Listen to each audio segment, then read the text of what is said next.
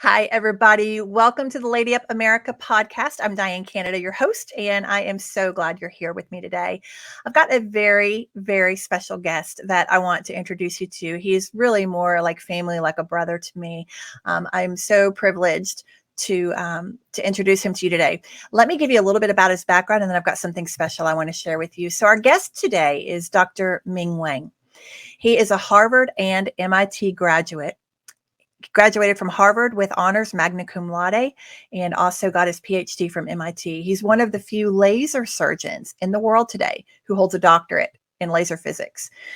The film Sight is based on his autobiography called From Darkness to Sight. Co-stars Greg Kinnear, one of my favorite actors. You've seen him in the movies Heaven is for Real, You've Got Mail, As Good as It Gets. As a teenager, Dr. Wang fought valiantly to escape China's Cultural Revolution. During the Cultural Revolution, millions of innocent youth were deported to remote areas of China, and they faced life sentences of hard labor and poverty. He came to America with only $50 in his pocket, and he earned 2 doctorate degrees, one in laser physics and one in medicine. As I mentioned, graduating with the highest honors from Harvard Medical School and MIT. No slouch. The amniotic membrane contact lens, which Dr. Wang invented, and he holds 2 U.S. patents for that invention, has been used by tens of thousands of eye doctors in nearly every nation throughout the world. And millions of patients have had their eyesight restored. Imagine that, being blind, maybe born blind or a tragic accident. And now suddenly you can see thanks to an invention that he created. The Wang Foundation for Sight Restoration has helped patients from 40 states in the US and 55 countries, all with their surgeries performed free of charge. Dr. Wang was named the Kiwanis Nashvilleian of the Year for his lifelong dedication to helping blind orphan children from around the world. Again, I am privileged to call him my friend. And I'd like to share the trailer with you for the movie Sight, based on his autobiography From Darkness to Sight, with you now before we welcome him into the program. So please enjoy.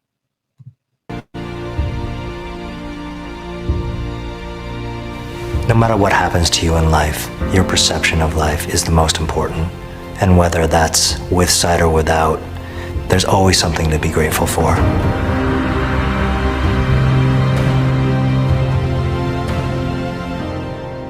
Dr. Ming Wang is a world-renowned optometrist who has had an extraordinary life and has an extraordinary story to tell. You know, this was a guy who really came from nothing and created something. And he finds himself at the top of his professional career, and a patient enters his life. Our pro bono office got a call from India. A little girl, 6 years old. Kajal was sent out to be a beggar on the streets in a slum in Calcutta. Street beggars make more money if they're legitimately blind. So the stepmother poured sulfuric acid in each of her eyes. Hello, Kajal. You can call me Dr. Ming. And it's the sight of her that sparks something in Dr. Wang's life, and he remembers his past. Dr. Wang grew up as a kid in China. My journey from China to America, and due to many challenges, difficulties. It's hard getting into medical school here in the States. But you coming from China, don't waste your time. And then you watch this incredible journey of Ming coming from where he came from. And then evolves into this completely outrageous story that takes him to the other side of the world just to find closure with something that he started with at home. An incredible story of a man who has gone through hardships that very few of us will ever endure. And his ability to put himself at risk is just unbelievable. Because sometimes life just beats us down. We've literally been through everything. We all lose our way periodically. A great friend is somebody you can count on in those hours. There's some things in the past that I can't get over. I'm sorry that I couldn't be there for you when we were kids, but I can be here for you now. It's about fighting for one's dream. Really overcoming our past so that we can actually live the life that we were made to live. Look at your ranking, Ming. Johns Hopkins, Harvard, wherever. You're gonna do great things in this world. it's also an immigrant story. It's a great reminder that an immigrant story isn't a foreign story. It's a story of all of us. We all really do have a purpose in us that is meant to better the world. That's to make it a more beautiful, joyful place. If he can overcome all the things that he overcame, then I can get through my stuff as well. It worked. I say it worked in Mandarin. 成功了. Chang what? 成功了. Chang Gong La! No, but yes. We are where we came from, but we could be so much more if we could find peace with our past and embrace the present.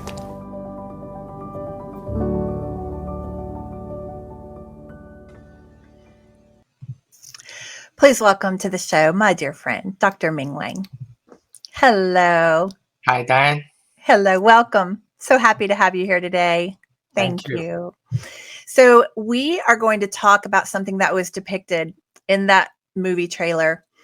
First of all, congratulations on the movie. I just want to say that first. I honor you for being brave and courageous to put your story out into the world to inspire people.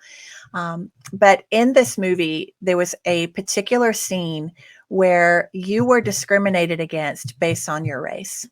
The professor at Johns Hopkins said, don't even apply, people, from China shouldn't even apply to medical school.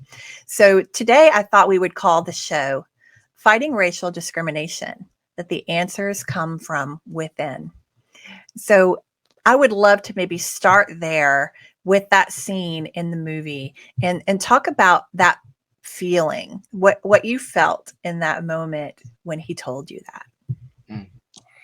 Thank you, Diane. It's an honor to be on your show, Ladies of America, a wonderful organization that with a important mission to help ladies across this wonderful country, America, to really stand up, voice their concerns, and participate in this important process to preserve our freedom, our faith, and our shared common ground as fellow Americans. So it's an honor. Thank you.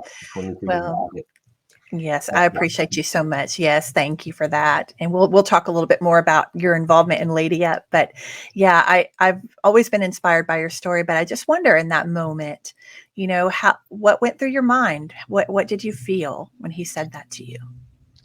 There happened, as I talked about in my autobiography book, in the mid-1980s, after I have come to America a few years prior to that. I wanted to go to med school in China during Cultural Revolution, but the government shut down all universities and colleges, wouldn't even allow me to go to high school. And they were going to send me away to labor camp for life, just like 20 million others they did. And labor camp was no joke. I mean, that was a horrible, horrible sentence for so many boys. Yeah. 10 years, they shut down all colleges, universities across the whole country, and 20 million were sent away to labor camp. And 20 million kids. Yeah. So I fought against that, and eventually I got an opportunity to apply for college. And at the end of the Cultural Revolution, then I got a wonderful opportunity to come to America. So after I came to America, I thought, I'm in a free country now. I should be able to realize my lifelong dream of wanting to be a doctor. So I said, I should be able to now because I'm in a free country. I should get to do what I want to do. I made an appointment with Director of Admission, Johns Hopkins Medical School, Dr. Norman Anderson. I talk about in the book. And I walked in. I told him that I'm interested in applying for med school. I need some advice. I gave him my resume. He didn't look at my resume. He threw it to the side. He looked at me. He said, "Where are you from?" I said, "China." He said, "Do you know how hard it is to get into medical school, even for American students? You're from China. Don't waste your time." And I was so upset. I angrily walked out of the building, and I had two choices. One is give up. Yeah. And even in a free country, I could still be discriminated against. At this time, he didn't look at my resume. He had no idea what I did. It just simply look at the color of my skin, and that's racial discrimination. Right. Or I could have choice to fight it. And I chose to fight it. Yeah. Thank God. It was work even harder. And I realized that since I didn't have pre-med education in America, I had the only chance, very slim chance, I could get into medical school in America was to score very high in this test called MCAT, Medical College Admission Test.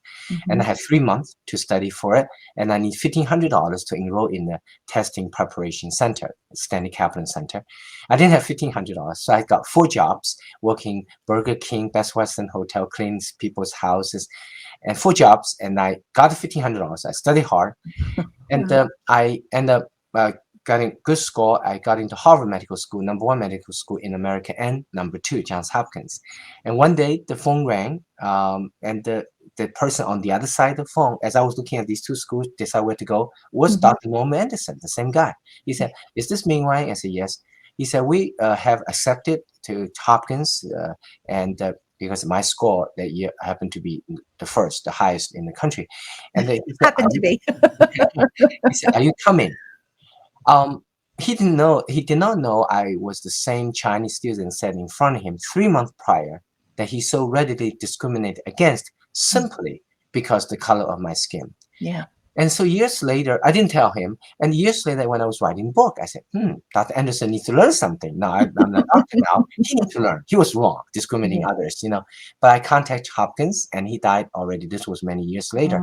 So 2 years ago in Vancouver, Canada, when this film site was being filmed, the scene took place. And the young man who played me that was going, discriminated against by this professor walked out, and the professor, "You're Chinese, no good." Something out of script happened. Nobody expected, nobody knew, not the director, not even the producers. Under the watchful eyes of 250 people, half a cast, half a crew, I jumped into the light. And the cameraman just, it looks fun. It's not part of the script. Let me keep on shooting.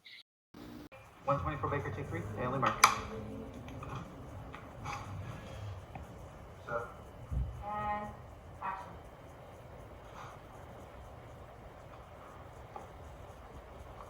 Hi, Professor Scurry? What is it?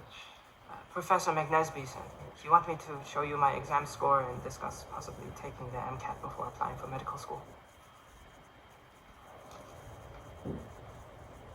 Chinese? Yes, sir. Look, it's hard getting into medical school here in the States, even for an American student. But you coming from China, don't waste your time. I got it. Professor, I'm the Ming from the future. I don't tell you that what you said that day.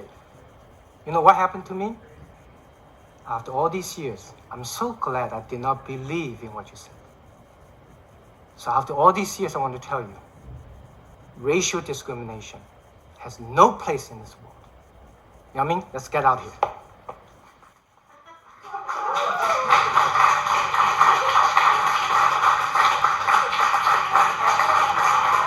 It makes you well up in tears just to see that. I mean, how many of us wish we could go back and put our arms around the young version of ourselves and pull them forward. I love that you got the opportunity to say that to him, even if it was in a movie scene. He'd already passed on, but you did get the opportunity to feel that fulfillment. That brings us to kind of the point around this whole topic for today's podcast is you said you had 2 choices.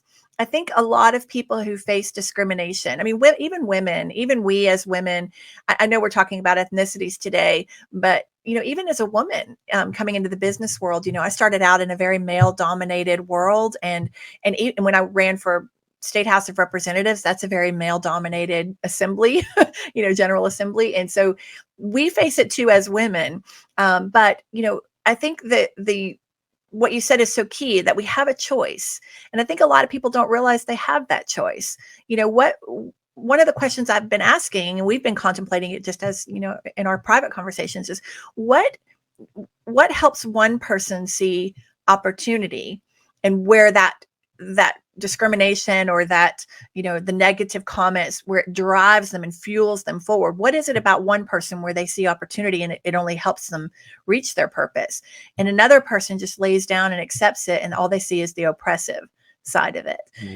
So the choice, it really is a choice. And, so I would just love your thoughts on that. What do you think helps? What do you think is the deciding factor inside of someone that determination and that tenacity that pushes them forward? This is such an important question. That is a question that has not been discussed very much today in the context of this important issue facing our nation, which is fighting racial discrimination. Mm-hmm. And it's a very polarized issue today. Mm-hmm. There are two sides, and as evidenced by this whole polarized debate and argument over critical race theory. Mm-hmm. And so sometimes we feel like we could not find that common ground, how can bring people together, because Mm-hmm. only through working together towards this important issue of fighting racial discrimination could we all succeed and all improve and help America become stronger. So I do believe there is a common ground there that can unite both sides. That is, we do know that racial discrimination does exist. The question is how we can end that. How can we fight it, end that racial discrimination so everybody has equal opportunity? And what I've learned, as you mentioned in that scene in my life story, is when I was discriminated against, I did have two choices. One choice was within me. It's nobody else's choice except mine. Mm-hmm. I could give up because I'm discriminated against. I'm doomed to fail. It's somebody else's fault. It's that professor's fault. Mm-hmm. Or I could say, I cannot change what happened to me. We all dealt with various different cards in life that we didn't really have choice. Many of the things that happened to us, but we do have a choice of how we face it and what we do with it. Mm-hmm. So we do have the choice towards our attitude and what we're going to do with that challenge. And at that moment, now thinking back, I was lucky. I did choose the second option. I decided to fight, work even harder to make something of myself. And years later, in this hypothetical film shooting situation, that was able to create a hypothetical opportunity that I could tell the professor, "Hey, you're wrong," years ago. So then the question is, what motivated me to make that second choice, which is to fight rather than the first choice? Mm-hmm. And looking back at my life, I would say probably that motivation comes from two things, two sources. One is my parents. We often talk about the importance of mentorship, and certainly parents are our most important mentors, because we were very young in their care, and we are very impressionable and can be influenced to the largest degree. And I was very fortunate to have a parents that, despite our object poverty at the time in China during Cultural Revolution, half the time I was hungry, I didn't have enough to eat. That despite that, my parents kept on insisting on, study. And so they were able to see beyond the circumstance at the time and believe and imagine tomorrow. Mm-hmm. I owe everything to my parents. Without them, I wouldn't have today. And that's why I actually dedicated film site to my father. Mm-hmm. So that's something that we need to look at our today's youngsters and people who have been discriminated against, whether it's racial discrimination or, as you mentioned, women have been discriminated in many professions at the male-dominant world, and all kinds of discrimination. That is to help those folks through mentorship and parents, or the people who have succeeded and have gone through that and come back to mentor those youngsters. Second, what I realized, which is much under discussed aspect, is the person, him or herself, in this case me, I have the responsibility for my own life. It's no one else's responsibility. That I have the responsibility to know that while I cannot choose the card that life has dealt me with, but I should be able to decide and change or control my attitude towards that. That is, I do have a chance to decide, should I let the discrimination fail me, or should I decide to overcome? And that's an aspect is not talked very much today, because sometimes, we always talk about in life, if I want something, and I may or may not succeed. But if I really doesn't have the desire inside me to want something, I don't even really want it, then I have zero chance to succeed. So we need to really emphasize to folks who've been discriminated against, whether it's sexual discrimination, racial discrimination, is how can we help folks who have been discriminated against to change their attitude, to really believe in themselves and realize, I can't change the fact that somebody discriminated against me, but I can change my own attitudes, how I'm face up to it. We need to look at discrimination is a negative thing. We know that we wish it's not there. But sometimes as human beings, we look at setbacks and negative things as what's in the way. We need to go around it. I wish I didn't have that discrimination. But I realized through my, the experience of applying for med school, as we talk about, that actually that experience being discriminated against by the professor was the way.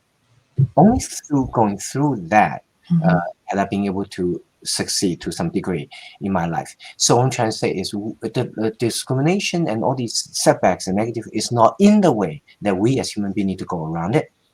Those setbacks is the way. Only through going through it itself that can we succeed in life. So we achieve success in life as human beings, not despite of our setbacks, but because of them. Yes, I completely agree. I would not ever try to compare the struggles of my life with the struggles of yours, because there's no comparison there.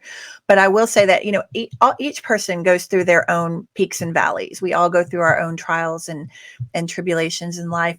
Jesus told us in this life we would have trials and tribulations, but cheer up, I've overcome the world, he says, which is great. But for a lot of people, before they reach that level of relationship with Jesus and before they have that assurance, like I didn't have that early on in my career, early on in my life.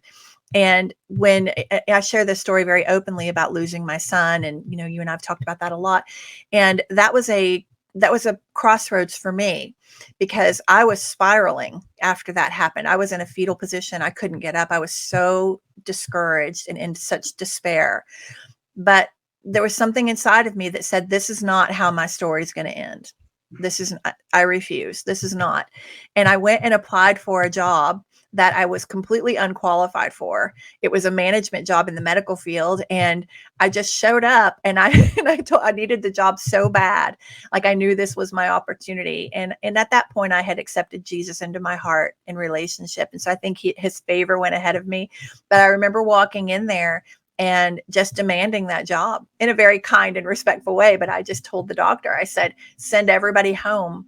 I'm your office manager. I'll work the hardest. I just sold myself. But it was just that attitude of, this is not how my story is going to end. And there was a fire that just rose up in me that said, I can do better. And I don't know where that came from exactly, Dr. Wang, because I didn't have people pouring into me at that time. I didn't really have mentors at that moment, but I'd had them earlier in my life. I had a great coach in high school who taught me how to win, taught me what it took, the tenacity and all of that, on how to win as a team. So I think that helped. But I do remember when I took that job, even though I felt very overwhelmed and very, I didn't know how to do the jobs. I really had to learn as I went. But I remember plastering all over my office, Post-it notes and pictures of positive motivation and positive affirmations, and you can do it. And I remember like one of them was, those who say it can't be done should get out of the way of those of us who are doing it. And just I had them in my day planner. So I had them on the bathroom sink or the bathroom mirror, and in my bathroom, just everywhere I had these affirmations constantly. And it was a way to train my mind that, this is not like, I had to literally meditate and focus on moving forward and letting this fuel me rather than shrink back into giving up. So this is like the whole motto now is, don't lady up and don't quit. That's my motto, but I've lived that.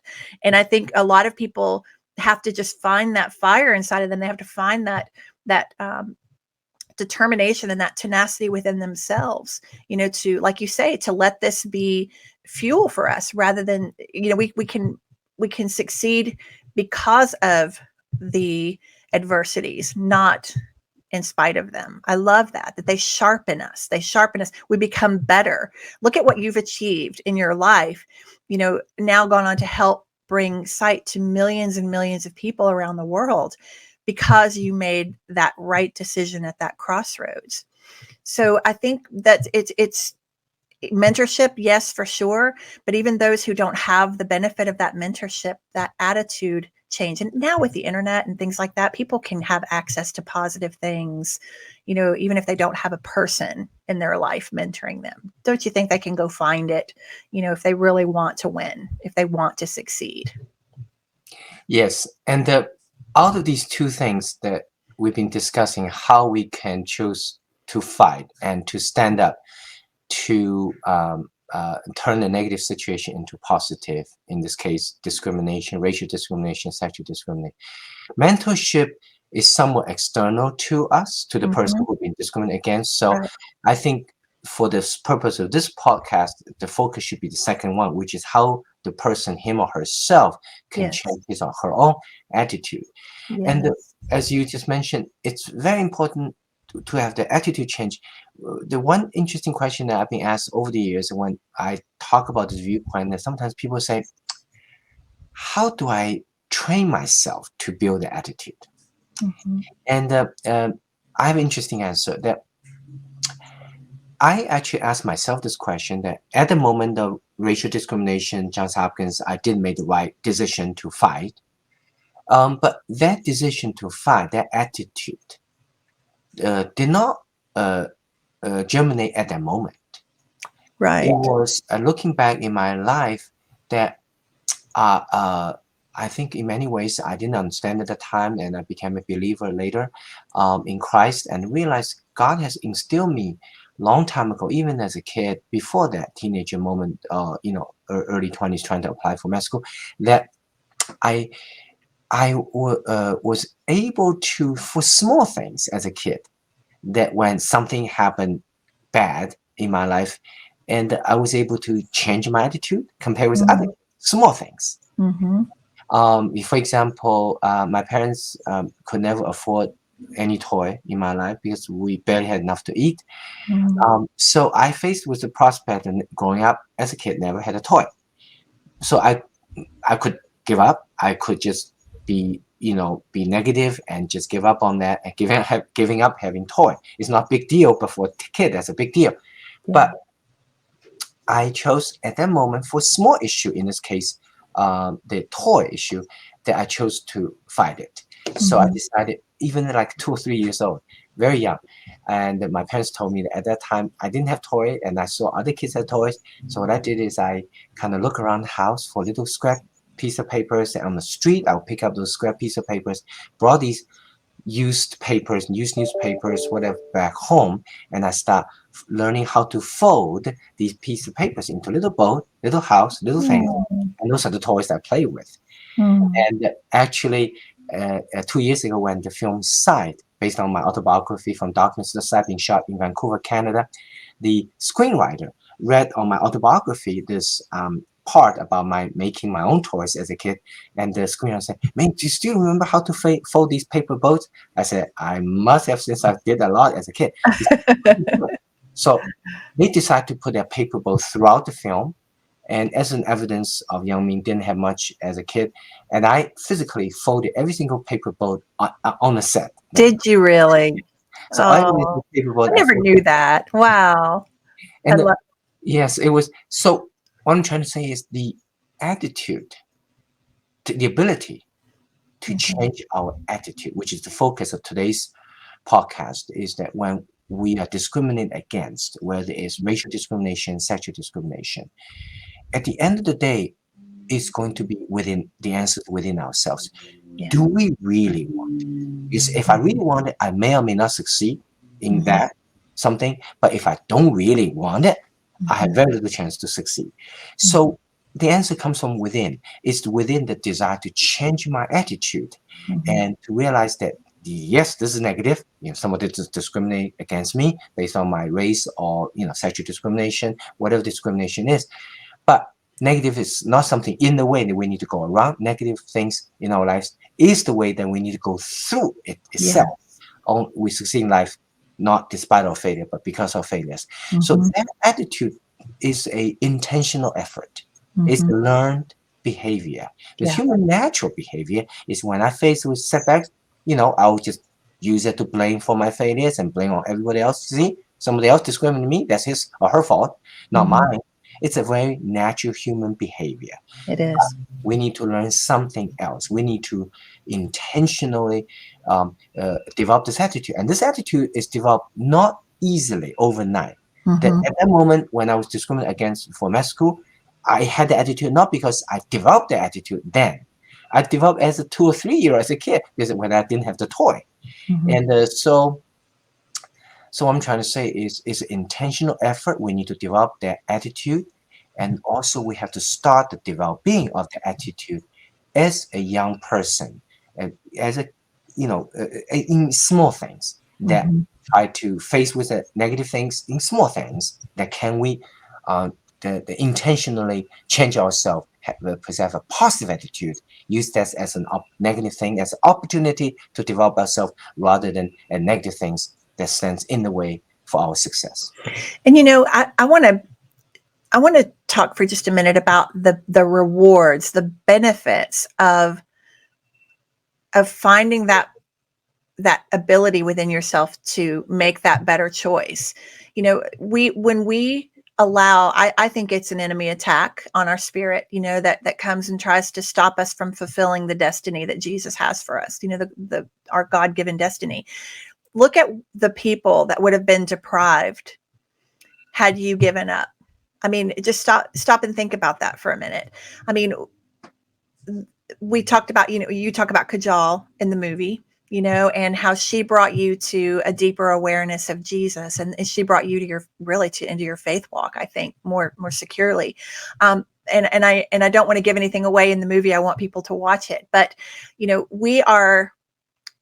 our gifts and our talents that God gave in each one of us, they're important to manifest into the world. And people are so deprived when we allow the enemy to talk us into giving up.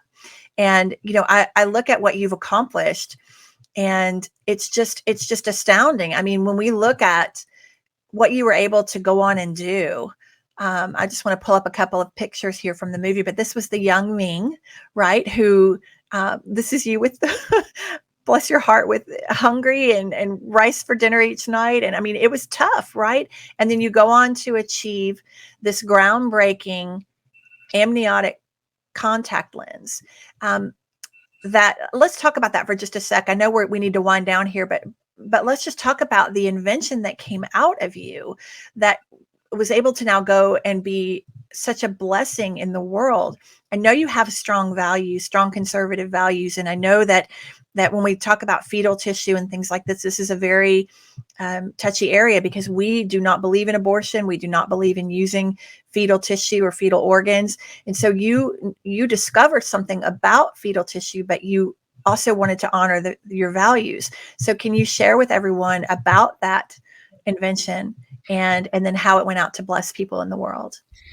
Yes, and it happened when I was trying to develop a technology to help people after injury, and we didn't know that a fetus can heal without scar.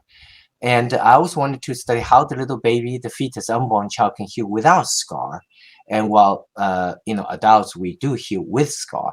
And I realized that in the fetal environment, it's not nice and clean, sterile. So the fetus, any injury, have the time to regenerate, to develop regeneration, so heal without scar. There's no hurry. But in the adult world, it's a dirty environment. You have to stop the injury quickly to prevent bleeding and infection, and you have to heal quickly. The price you pay for the speed of healing is disorganization or scarring or fibrosis.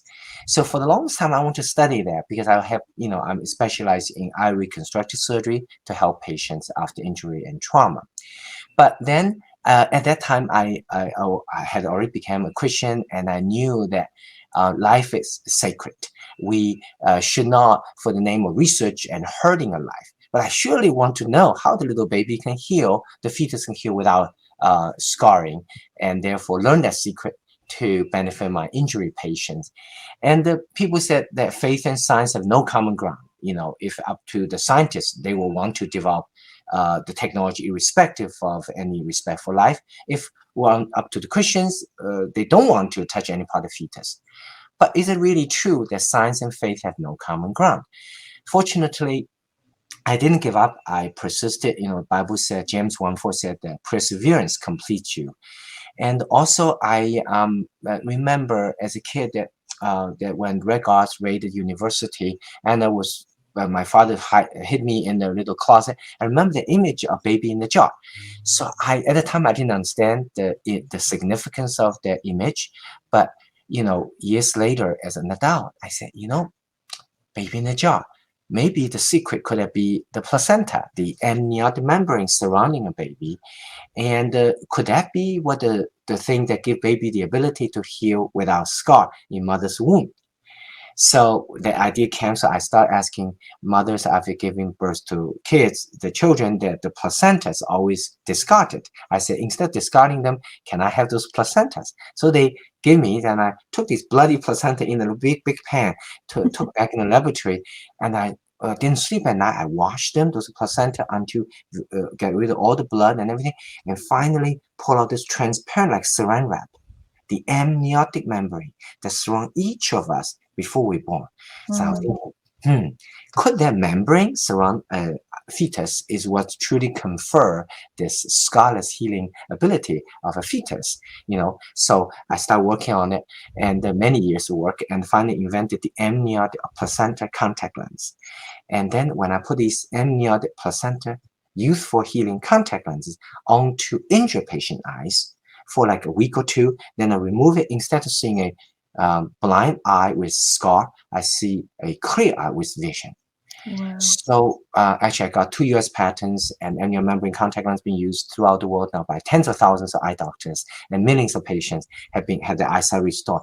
However, that to me is not just a scientific success and breakthrough, but also it's a validation that shows that God loves us. He wants us to improve the quality of our lives. And the quality of life is improved through research. But He wants us to do in the right way. Sometimes there may appear to be conflict between science and faith. There may appear to be no solution to advanced research without compromising lives. But don't give up. There are solutions there. God wants us to continue. And we should trust Him and believe eventually there's a way to advance science and medicine without hurting a life. Right. Science and faith have common ground. In fact, I think that's the fundamental distinction between someone who have faith in Christ, someone who does not have. The person who truly have faith in Christ, remember, will always be remembered reminded that we trust Christ, that even though the solution may not be obvious at the time, it is there. God is going to let us know what's the right thing to do if we work hard to do our best. I love that. Thank God you didn't give up. Thank God that you chose better. You said, this is not how my story is going to end. You said that for yourself. This is one of the things that just breaks my heart when I think about discrimination, is there's so much dignity in overcoming. And I hate to see people rob themselves of that, like just allowing a pushback to stop them in their tracks, to hinder them from fulfilling their destiny. It's such a tragedy to me. I think not that everyone is going to go on and do something world changing, but they can change the world around them. And so when they allow mean people, or they allow circumstances outside of themselves to stop them, to hold them back. What a way to deprive the world of the purpose God designed them for. And we're all God's kids, and I think Jesus, when we have God right in the center of everything that we do, the center of our work, our homes, all of that, then I think a lot of that determination can come from the Holy Spirit, can come from God. Just that still small voice inside of us saying, get up and try one more time, or you can do it. I think that mentorship, can come from the Holy Spirit when we have that relationship with him too. But it's so important that we keep moving and we keep going, because the world needs what we have to offer. The world needed Dr. Ming Wang to not give up. And when I think of the children, the orphans, but even adults, I mean, so many people around the country now, other doctors that have taken this invention of yours and run with it, and now in their communities, they're restoring sight. I mean, what a blessing. And I think the enemy came against you so hard because he wanted to stop you from fulfilling that destiny. He didn't want those blessings out in the world. So thank you on behalf of the people who have benefited. Thank you for not giving up. Thank you. And one thing I want to emphasize further, Diane, is the theme of your podcast is that in the debate fighting racism today, I think you and I believe the same way. There's too much emphasis of what happened to me. Not enough emphasis is how I'm going to change my own attitude to deal with it. Yeah. And that's what we want to emphasize. And I have learned in life, there's only one person on this planet that I can truly change, which is only myself. Yes. So we want to turn a negative discussion, a negative thing. Racial discrimination is all discrimination of any kind. It's a negative thing. We want to turn that negative into positive, meaning if you keep on trying to complain the rest of the world, which you cannot change anyway, it's always going to be frustrating, negative. Right. But we want to turn that discussion negative into positive, meaning there's a way to look at a situation positively, meaning that gives me a chance to change myself. At the end of the day, fighting racism answer has to come from within. We cannot change the tough cards that life has dealt us with, but we should be able to change our own attitudes, how we deal with it. And that attitude change is not overnight. It's an intentional bit and bit building process. In my case, since as a kid, 2 or 3 years old with no toy, my parents could not afford a toy, so I had to make the toys myself to eventually, bigger decisions such as applying for med school and how to fight racial discrimination. So we want to encourage everybody out there, whether it's women who have been discriminated against, or the minorities and African American, Latinos, Asians, or people been discriminated in all kinds of situations, that realize that, it's inspiring. It's energizing, and it's positive that you can do something yourself by intentionally, bit and bit, small things and then bigger things, be able to build that attitude that you are able to control what you do with those negative things. Yeah, and seeing how resourceful we can get. You got resourceful and you made your own toys. And this is. That's really neat. When anything comes into our life, like the more and more that we choose to not give up, to choose to push past those discriminatory, experiences that we have, every time we do that, we get a little stronger, and then we can handle something a little bit bigger and a little bit bigger. And the talent of our resourcefulness really improves too. Like we can then surprise ourselves with the ideas and things that God can give us on ways to overcome. But I agree with you. I agree with everything you said today. When it comes to the racial discrimination, the answer has to come from within. You have the choice. You have the opportunity to say, this is not how my story is going to end. And it's not about becoming aggressive and ugly and, hurting people. It's about going to God and allowing him to show us the path through. I always think about like the football, you have the football players on the field and they're at the 1 yard line, right? And the whole game's on the line and they're just looking for that one little place they can run through the pack, to get over the goal line. This is the resourcefulness, the opportunity that's ahead of people. So it might be hard, it might be tough, but embrace that, embrace that and see what you can do, how you can get resourceful, how you can overcome. It's incredibly addictive too.